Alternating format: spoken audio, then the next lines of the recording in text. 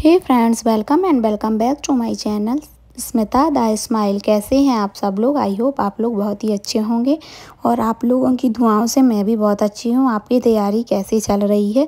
क्या आप अपनी तैयारी को बहुत अच्छे तरीके से, बेहतरीन तरीके से आगे बढ़ाना चाहते हैं? तो मेरे चैनल स्मिता द स्माइल को ज्वाइन कर लीजिए, जिसमें आपको सभी सब्जेक्ट की टॉपिक वाइज और मिक्स्ड क्वेश्चंस का सेशन मॉडल पेपर के साथ मिलेगा, ताकि आप लोगों को जैसा भी एग्ज़ाम में पैटर्न आना है वैसे ही सेम टू सेम पैटर्न में क्वेश्चंस मिल सकें। आप लोगों को अपने एग्ज़ाम पर आधारित क्वेश्चंस की प्रैक्टिस करनी है, तो मेरे चैनल को ज़रूर से ज्वाइन कर लीजिए और अपने फ्रेंड के साथ शेयर कर दीजिए। आज का टॉपिक जीके का है, जो कि एमपी प्लस इंडिया जीके से मिक्स्ड सेशन आने हैं, आपके एग्ज़ाम में क्वेश्चन आने हैं, उसी से रिलेटेड है।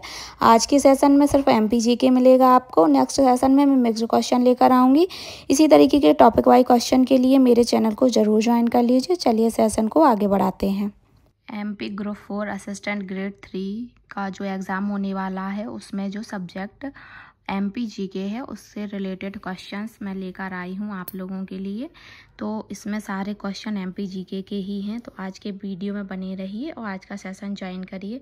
चलिए क्वेश्चंस को पढ़ते हैं और आगे सेशन को बढ़ाते हैं। जो ग्रुप 4 में आने वाला सेशन है, आने वाली जो क्वेश्चंस हैं जो 17 मार्क के आएंगे, उन्हीं से रिलेटेड वीडियो मैं लेकर आई हूँ। 70 मार्क के ही क्वेश्चन लेकर आई हूँ। तो आप बताइएगा कि आपसे कितने क्वेश्चन बन रहे हैं और कितने नहीं बन रहे हैं, और अगर आप किसी भी टॉपिक का डिटेल वीडियो चाहते हैं तो वो भी बता दीजिएगा, तो वो भी लेकर आएंगे। अभी चलो 70 मार्क के जो क्वेश्चन मैं लेकर आई हूँ उनमें बताना आपको कि आपके कितने नंबर आ रहे हैं, और आप किसका, जब भी आपको पता चले कि किसका एग्ज़ाम कब है और कितने नंबर आए हैं, वो भी ज़रूर बताइएगा। तो मुझे भी पता चलेगा कि कैसे लगभग नंबर आ रहे हैं एग्ज़ाम में।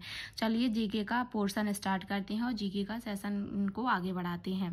क्वेश्चन नंबर पहला जो फर्स्ट क्वेश्चन है वो है, निम्न में से कौन सी नदी का उद्गम स्थल मध्य प्रदेश में नहीं है? तो जो नदियां हैं और उनके जो उद्गम स्थल हैं उनके बारे में क्वेश्चन पूछा जा रहा है। तो बताना है कि कौन सी नदी का उद्गम स्थल कहाँ पर है, और जो 4 ऑप्शन दिए गए हैं उनमें से एक नदी ऐसी है जिसका उद्गम स्थल एमपी में नहीं है, यानी मध्य प्रदेश में नहीं है। तो आपको बताना है कि वह कौन सी नदी है जिसका उद्गम स्थल मध्य प्रदेश में नहीं है। तो ऑप्शन ए है चंबल नदी, option B Banas, option C Bainganga, option D Shipra नदी। बताना है कौन सी नदी का उद्गम मध्य प्रदेश में नहीं है। बताइए फटाफट से। तो जो ऑप्शन बी है बनास नदी, इसका उद्गम मध्य प्रदेश से नहीं है, तो राइट आंसर ऑप्शन बी हो जाएगा। इसका उद्गम, जो ये उद्गम स्थल है वो राजस्थान से है। जो बनास नदी है उसका उद्गम राजस्थान से है, और जो चंबल नदी है वो इंदौर की जिले के, मध्य प्रदेश के जो इंदौर जिला है, इंदौर के महू की जाना पाव पहाड़ी से निकलती है। जाना पाव पहाड़ी महू से निकलती है चंबल नदी। और जो बैनगंगा है ये दक्षिणी नदी है, जो कि निचले एरिया में, मध्य प्रदेश के निचले एरिया में, यानी कि जो कौन सा क्षेत्र होता है, दक्षिणी क्षेत्र, उससे निकलती है ये दक्षिणी क्षेत्र से। और जो शिप्रा नदी है जो उसके बारे में बताना है कि वो कहाँ से निकलती है। तो शिप्रा नदी के बारे में ये है, जो धार के जो विंध्य श्रेणी से निकलती है, जो शिप्रा नदी है जो विंध्य श्रेणी से निकलती है, और ये उज्जैन इंदौर होते हुए जाती है, विंध्य श्रेणी से निकलती है शिप्रा नदी। तो इस तरीके का ये क्वेश्चन था। तो जो बनास नदी है वो मध्य प्रदेश से नहीं निकलती है। नेक्स्ट क्वेश्चन पे बढ़ते हैं। निम्नलिखित में कौन सी जगह यूनेस्को की विश्व धरोहर में नहीं है? बताना है जो मध्य प्रदेश की जगह हैं उनमें से कौन सी है जो विश्व धरोहर में शामिल नहीं है, उसके बारे में आपको बताना है। तो कौन सा नहीं है विश्व धरोहर सूची में?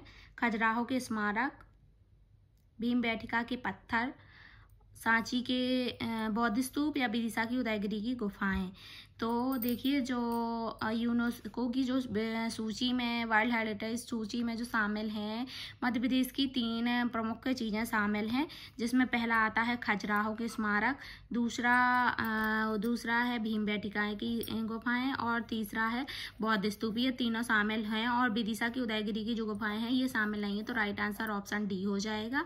बाकी ये तीनों चीज़ें शामिल हैं गुफाओं में यूनेस्को की सूची में, और ये उदयगिरी की गुफाएं नहीं हैं। और जो खजुराहो के स्मारक हैं उनको कब शामिल किया गया था यूनेस्को सूची में? ये 1986 में सबसे पहले इनको शामिल किया गया था। फिर जो सांची के स्तूप हैं उन्हें 1989 में शामिल किया गया था, और फिर जो भीमबेटका की गुफाएं हैं ना 2003 में शामिल किया गया था। तो इस तरीके से ये तीनों चीज़ें ही शामिल हैं, उदयगिरी की गुफाएं शामिल नहीं हैं। चलिए नेक्स्ट क्वेश्चन पे पढ़ते हैं। कौन सा मिलान गलत है बताना है। जो जोड़ी दी गई है वो कौन सी जोड़ी किससे सही है, बाकी कौन सी गलत है, ये इसके बारे में बताना है। तो कौन सा मिलान गलत है? देखिए ऑप्शन ए है कर्मा नृत्य गौड़ जनजाति का है, घूमर नृत्य भील जनजाति का है, परगुनी नृत्य बैगा जनजाति का है और कदम नृत्य कोरकू जनजाति का है। तो बताना है कि ये चारों जो ऑप्शन दिए गए हैं इनमें से कौन सा ऑप्शन जो है रॉन्ग है। यहाँ पर रॉन्ग ऑप्शन के बारे में ही पूछे जा रहे हैं, तो आपको बताना है।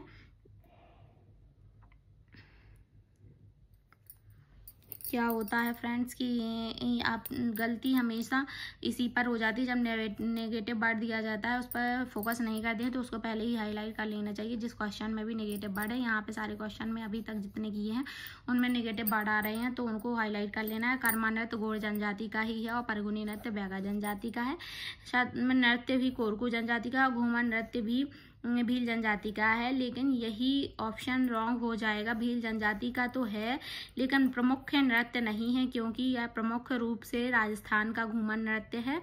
और यहाँ पे जो भील जनजाति का है कि भगौरिया हाट और भगौरिया पर्व जो होता है, भगौरिया हाट और भगौरिया पर्व ये भील जनजाति का प्रमुख है पर्व। ठीक है, तो ये जो घूमर नृत्य है वो वैसे भील जनजाति का है लेकिन ये मेन रूप से राजस्थान का नृत्य माना जाता है। तो इसका राइट आंसर ऑप्शन बी हो जाएगा। जो कि घूमर है वो भील जनजाति का नहीं है।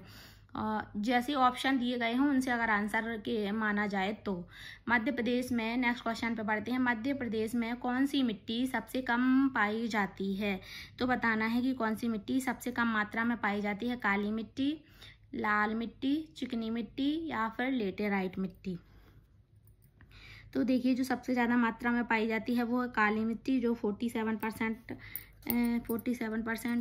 पाई जाती है काली मिट्टी। और सबसे कम पाई जाती है जो है लेटेराइट मिट्टी, 3% पाई जाती है। ये बालाघाट क्षेत्र में पाई जाती है, सबसे ज़्यादा बालाघाट क्षेत्र में पाई जाती है। ठीक है, तो जो ये है बालाघाट लेटेराइट मिट्टी, यहाँ पे चावल अधिक मात्रा में पाए जाते हैं। बालाघाट साइड चावल, क्योंकि वर्षा अधिक होती है, ये मिट्टी वो कम उपजाऊ होती है और यहाँ पे वर्षा ज़्यादा पाई जाती है, तो इसलिए यहाँ पे चावल की खेती ज़्यादा की जाती है। और जो क्या बोलते हैं बुंदेलखंड क्षेत्र में मिश्रित मिट्टी पाई जाती है और बघेलखंड में लाल पीली मिट्टी पाई जाती है। लाल पीली बघेलखंड में और मिश्रित बुंदेलखंड में पाई जाती है। और चंबल संभाग होता है जो चंबल वाला ही है, वहाँ पे जलोढ़ मिट्टी पाई जाती है। जलोढ़ मिट्टी जिससे मृदा अपरदन होता है, तो जलोढ़ मिट्टी। और मालवा निमाड़ अंचल में निवाड़ में काली मिट्टी, सर्वाधिक मालवा अंचल में काली मिट्टी पाई जाती है। तो इसका राइट आंसर है जो सबसे कम मात्रा में पाई जाती है वो लेटेराइट मिट्टी, ऑप्शन डी राइट आंसर हो जाएगा। चलिए नेक्स्ट क्वेश्चन पे बढ़ते हैं। 15 नवंबर को जनजातीय गौरव दिवस किस जनजाति नायक के जन्मदिन के सम्मान में आयोजित किया जाता है? जो 15 नवंबर को जनजातीय गौरव दिवस मनाया जाता है वो किस जनजाति के जो नायक हैं उनके जन्म दिवस के सम्मान में आयोजित किया जाता है? टंटिया मामा, रानी दुर्गावती, भगवान बिरसा मुंडा, महुआ कोल। तो जो आदिवासियों के भगवान हैं, जो आदिवासी जनजातियों के भगवान हैं आदिवासियों के जो भगवान हैं उनके जन्म दिवस पर ये मनाया जाता है, यानी भगवान बिरसा मुंडा कहा जाता है।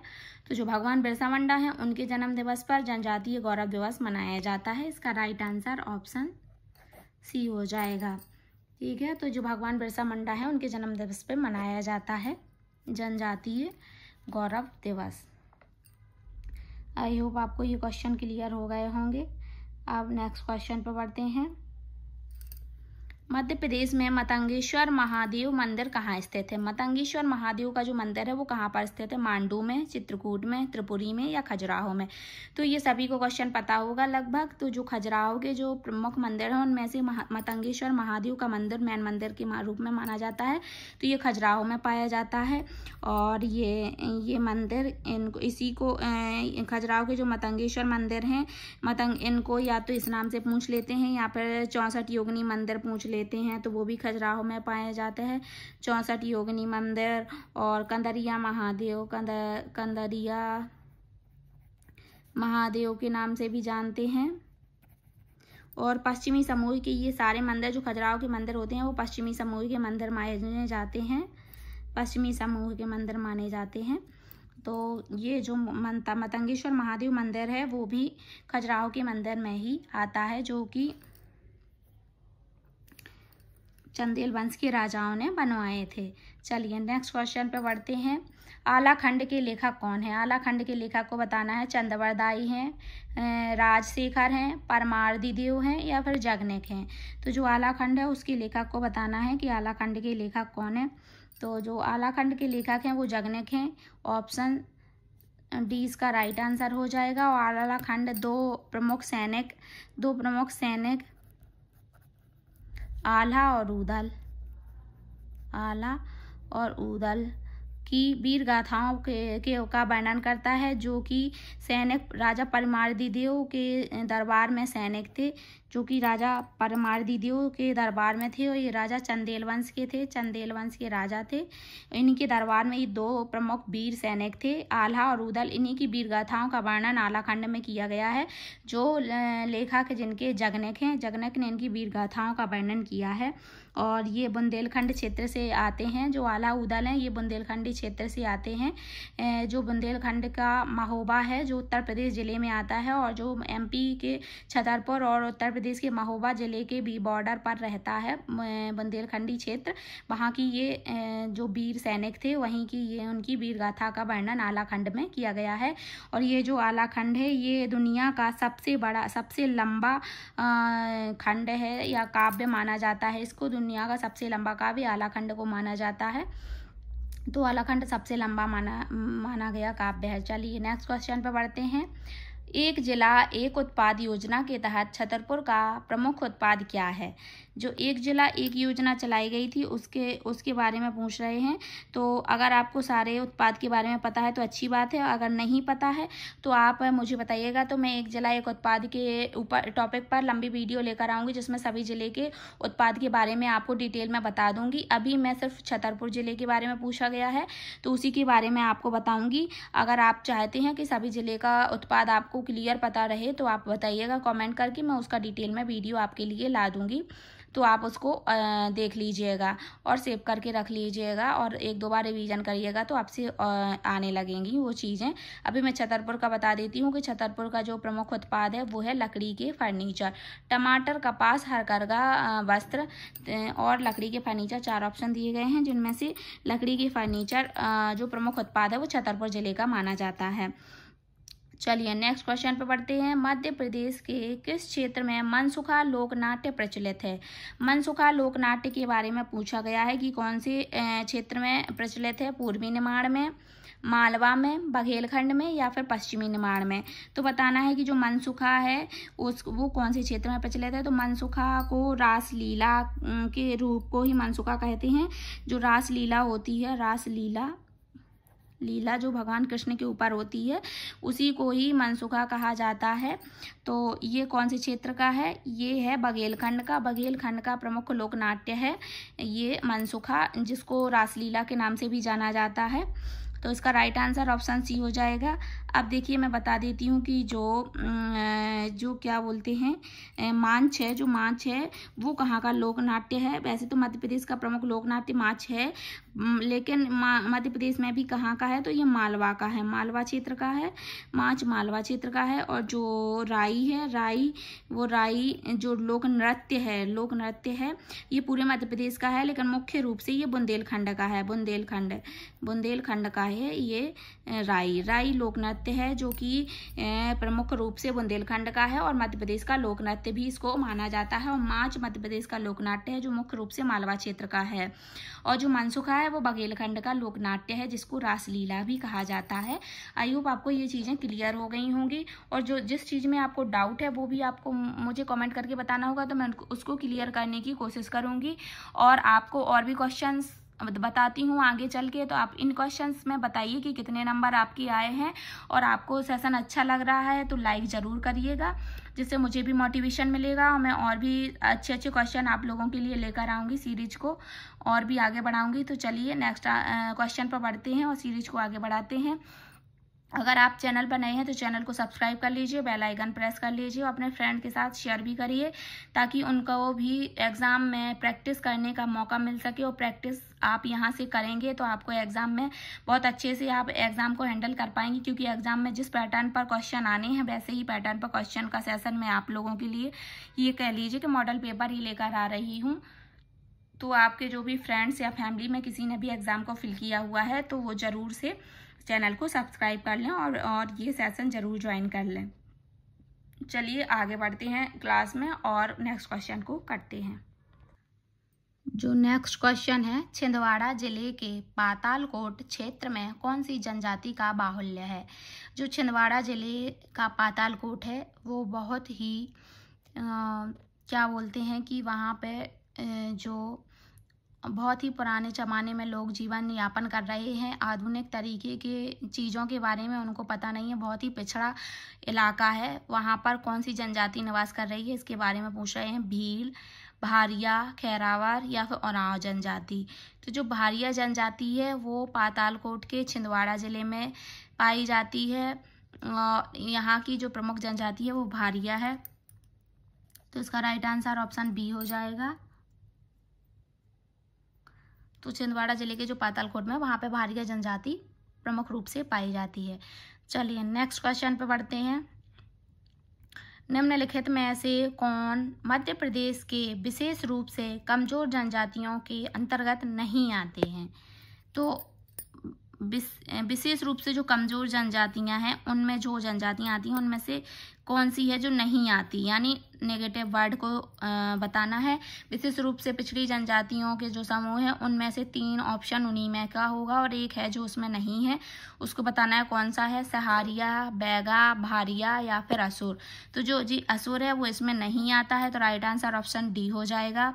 बाकी जो विशेष रूप से पिछड़ी जनजाति हैं जो उसमें 3 जनजातियों को रखा गया है। मध्य प्रदेश की जो जनजातियां हैं उनमें से विशेष पिछड़ी जनजातियों में बैगा, भारिया और सहारिया, ये तीनों जनजातियां विशेष रूप से पिछड़ी जनजातियों के अंतर्गत आती हैं। जो असुर है ये ऑप्शन इसमें अलग है, तो इसका राइट आंसर ऑप्शन डी असुर हो जाएगा।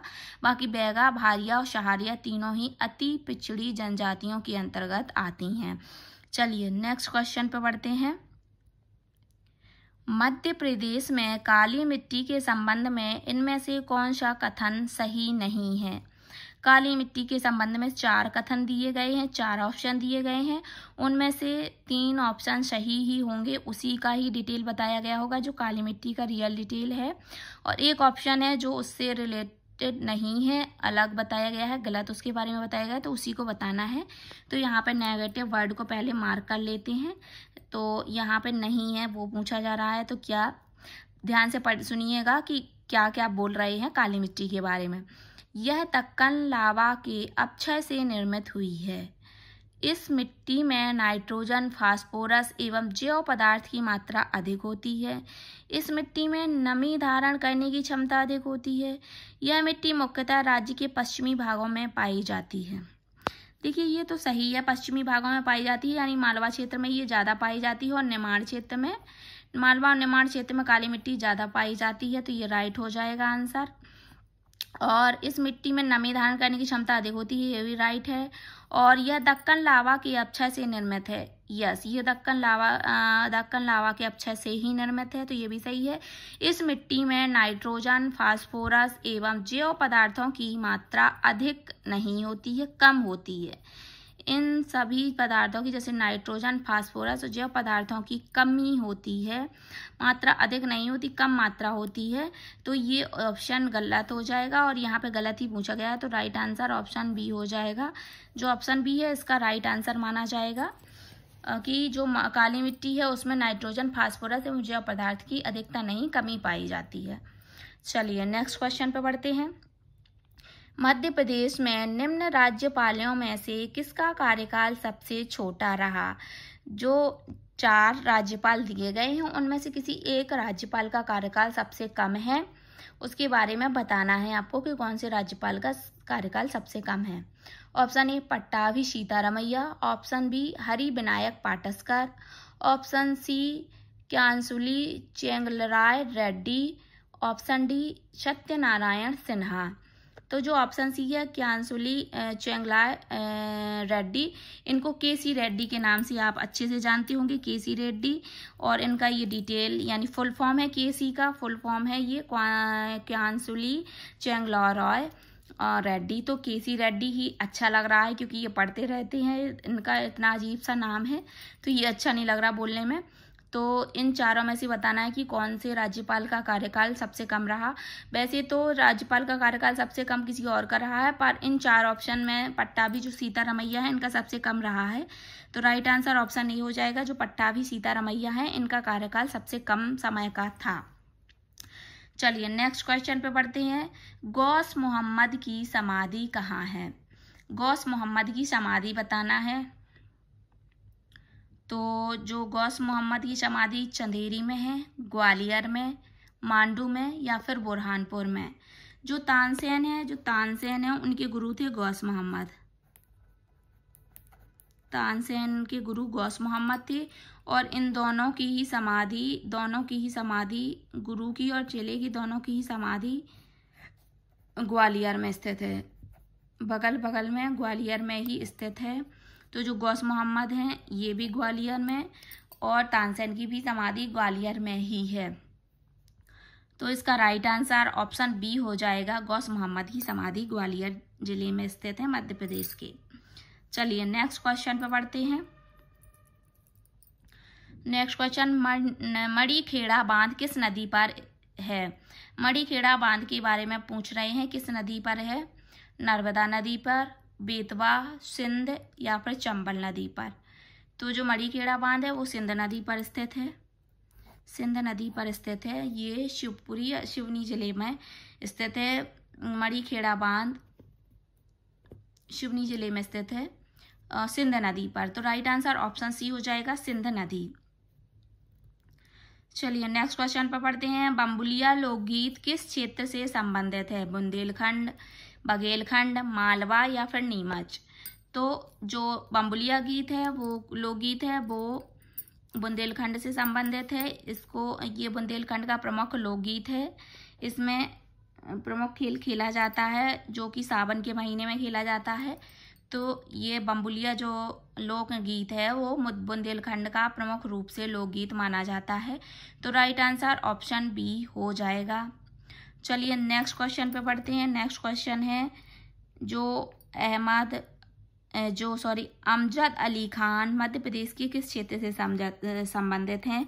जो अमजद अली खान है वो किस क्षेत्र से हैं? सरोद वादक हैं, बीणा वादक हैं, तबला वादक हैं या सितार वादक हैं? तो जो अमजद अली हैं वो हैं हाफिज अली खान के पुत्र हैं। अमजद अली जो हाफिज अली खान हैं, हाफिज अली खान के पुत्र हैं अमजद अली खान। तो ये दोनों ही एक ही क्षेत्र से संबंधित हैं, वो हैं सरोद वादक। ये दोनों ही सरोद वादक हैं, तो राइट आंसर ऑप्शन ए हो जाएगा, सरोद वादक। हाफिज अली के पुत्र अमजद अली और हाफिज अली दोनों ही सरोद वादक हैं, तो इसका राइट आंसर ऑप्शन ए हो जाएगा, सरोद वादक। फ्रेंड्स, ये क्वेश्चन सेशन का लास्ट क्वेश्चन था। इसी तरीके के और भी क्वेश्चन लेकर आऊँगी नेक्स्ट वीडियो में। तो मिलते हैं आपसे नेक्स्ट वीडियो में, वेट करिए नेक्स्ट वीडियो का और नेक्स्ट टॉपिक का। आप लोगों के लिए इसी तरीके के क्वेश्चन लेकर आएंगे। तो नए हों तो बेल आइकन ज़रूर प्रेस कर लीजिए और चैनल को सब्सक्राइब करना बिल्कुल भी मत भूलिए, ताकि नोटिफिकेशन आए और आप फटाफट उसको देख पाएँ। तो आप चैनल को सब्सक्राइब कर लीजिए और बेल आइकन प्रेस कर लीजिए। सेशन अच्छा लगा है तो लाइक ज़रूर करिएगा। अपने नंबर ज़रूर बताइए कि कितने नंबर आए हैं आपके और आपको सेशन कैसा लगा है। आपके लिए बहुत मेहनत से क्वेश्चन पेपर बना के लाती हूँ, तो लाइक करना तो आपका बनता है, ताकि मुझे भी मोटिवेशन मिले। और अपने फ्रेंड्स एंड फैमिली के साथ शेयर ज़रूर करिएगा, ताकि उनकी भी हेल्प हो सके। इसी तरीके की और सेशन के साथ आपको मिलूंगी मैं, आपकी स्मिता, और आपकी YouTube channel Smita the smile पर, जिस पर फ्री ऑफ कॉस्ट आपको सभी सब्जेक्ट के टॉपिक वाइज और मिक्स्ड क्वेश्चन लेकर आ रही हूँ, जैसे कि आपके ग्रुप 4 असिस्टेंट ग्रेड 3 वाले एग्जाम में आने हैं सेम टू सेम, वैसे ही क्वेश्चन का पैटर्न मैं लेकर आ रही हूँ सब्जेक्ट वाइज। तो आप चैनल पर बने रहिएगा। मिलते हैं नेक्स्ट वीडियो नए क्वेश्चंस के साथ। तब तक के लिए अपनी अच्छे से तैयारी करते रहिए, रिवीजन के लिए तैयार रहिए और मिलते हैं। तब तक के लिए बाबा, टेक केयर, अपना ख्याल रखिए, बढ़िया से खाते पीते रहिए और प्रैक्टिस करते रहिए। Thank you for watching.